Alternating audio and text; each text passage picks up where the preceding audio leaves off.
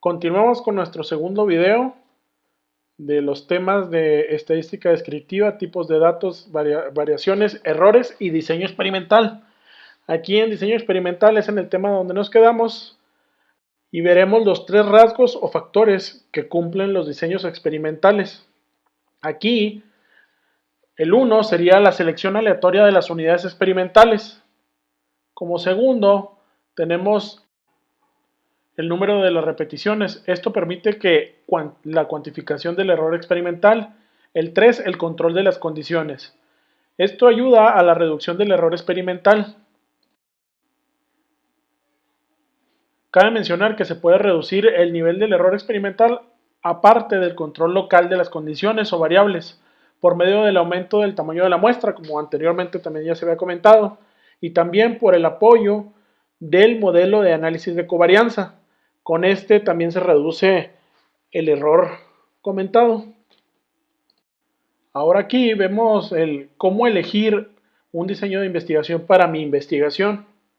En sí, se envuelve básicamente en la identificación del problema establecido en el tiempo y el espacio, la población que se quiere analizar, delimitada por el alcance y las variables que vamos a investigar o estar midiendo, y el enfoque como se le quiera dar en cuestiones basado en el paradigma que se quiere generar con ese enfoque, o sea, la metodología en sí, y el diseño que se pueda adaptar o adaptar a la condición que queremos. Y luego aquí tenemos a los diseños experimentales cuantitativos y vemos que tenemos los diseños experimentales, los diseños no experimentales y otros diseños, en los cuales dentro de los experimentales hallamos los preexperimentales, los cuasi experimentales y los experimentales, que de cierta manera esto es en lo que se enfoca la clase. Posteriormente vemos los transaccionales, que tienen que ver con la cuestión del tiempo, y longitudinales. O sea, transaccionales de cierta forma es de que es en un punto, o sea, son exploratorios y es saber cómo se encuentra o qué relación causal tenemos en un punto determinado. Y longitudinales es que tiene dos muestreos en un solo tiempo. La tendencia de evolución en sí.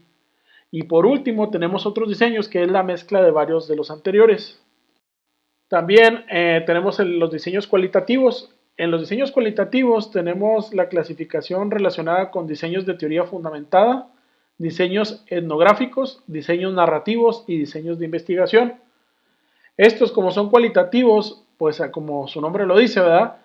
Establecen un diseño sistemático, un diseño emergente, y en lo que vienen siendo los etnológicos son realistas, de estudios de caso, microetnográficos, críticos y clásicos.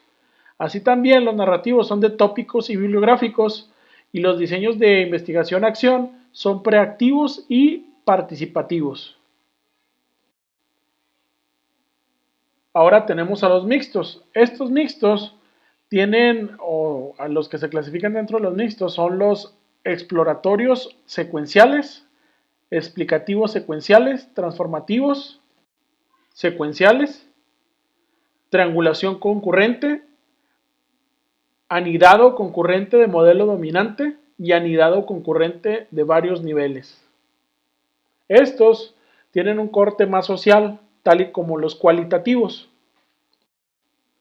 Entonces, como conclusión, podemos decir que elegir un diseño de acuerdo al enfoque y paradigma con los que trabajará teniendo en cuenta nuestro alcance de variables, los indicadores y datos necesarios para recolectar nos permitirá diseñar un proceso adecuado para resolver nuestra problemática de manera más eficiente.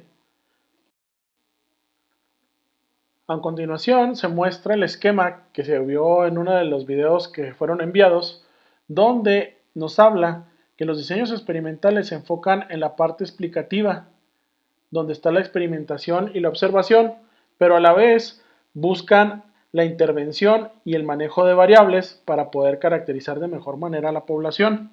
Asimismo, se presenta el esquema donde se muestra la variable categórica, que son los tratamientos, la variable o el control fijo, que se vuelven los bloques, y el control aleatorio, que son las covariables. Y como parte de implementar esto en la unidad experimental, se tiene, como se conoce, la variable respuesta, que la vemos aquí del lado derecho. Entonces, las diversas combinaciones de estos cuatro elementos forman el análisis causal por medio de factores y a continuación podemos ver un cuadro donde se listan los diversos experimentos mostrando su nombre, rasgos, ventajas y eficiencias de los experimentos mayormente utilizados tanto en las ciencias sociales, en la ingeniería, como en las ciencias naturales. Comenzamos con el diseño completamente al azar, con cero gradiente de variabilidad. Es fácil de diseñar, fácil de analizar, tiene diferentes números de repeticiones y tiene un máximo de grados de libertad para el error. Es 100% de eficiencia. El diseño de bloques al azar con un gradiente de variabilidad reduce la varianza del error, facilita analizar, es más flexible y más preciso. Tiene 167% de eficiencia. El diseño de cuadro latino con dos gradientes de variabilidad reduce las varianzas del error, facilita el análisis, es más flexible y más preciso, con una efectividad de 222%. Continuamos con los diseños factoriales, que son asignados al azar, y parcelas divididas sin asignación al azar de las unidades experimentales a unidad de muestra.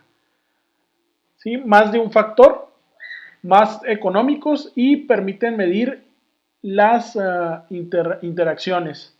Y tiene un 288%. Aquí es importante comentar que los anteriores, en conjunto con los primeros de estos, que son el diseño factorial como tal, tienen 15 combinaciones. Son 15 combinaciones de acuerdo al diagrama inicial que vimos de la pirámide en lo que viene siendo tipo de diseños exploratorios. Hasta aquí son los diseños univariados y continuaremos con los diseños multivariados cuando se utiliza un gran número de variables. Tenemos para este caso el análisis de componentes principales, que provee la ordenación y el perfil de las jerarquías. El análisis de factor reduce el número de variables para el análisis. El análisis discriminante agrupa en base a las diferencias, más riguroso con los supuestos de la normalidad. Análisis cluster agrupa en base a similitud, más robusto con los supuestos de la normalidad. Esto se utiliza mucho en sistemas de información geográfica para crear clusters. Posteriormente viene lo que viene siendo los LSRR, los Linear Structure Relationships, y como los LSRR, pero más amigables, y los LP Graph, LP Smart. Estos son series de tiempo. Estos nos ayuda a predecir comportamientos de fenómenos naturales con tiempo de recurrencia. Esto busca linealizar las interacciones entre las variables y intercambia las variables independientes a las dependientes y viceversa para ver qué variable tiene más peso para poder dar una predicción. Y posteriormente vienen las correlaciones canónicas. Estas se hacen para saber qué variable tiene mayor peso, ¿sí? En sí busca las interacciones entre gran número de variables para ordenar, por ejemplo, por Pareto, cuáles serían las variables que hay que analizar para no analizar todas las variables en su conjunto, porque sería muy costoso.